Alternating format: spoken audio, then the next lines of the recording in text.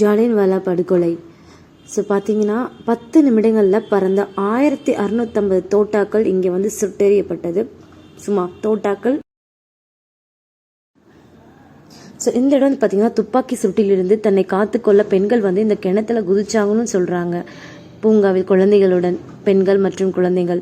So இந்த பூங்காவில் வந்து பார்த்தீங்கன்னா நிறைய இடம் அந்த சொல்லப்போனால் அந்த நிறைய குண்டு தாக்குகள் வந்து இதில் பதிந்திருக்கு. ஸோ இந்த செவத்தில் வந்து பார்த்தீங்கன்னா ஒரு 1000கணக்கான 2000கணக்கான மக்கள், குழந்தைகள், பெண்கள், ஆண்கள் எல்லாரும் ஓடுறப்போ அதில் நசுக்கி சாகப்பட்டு கொல்லப்பட்டு குண்டுக்கள் பாய்ந்து இறக்கப்பட்டிருக்காங்க.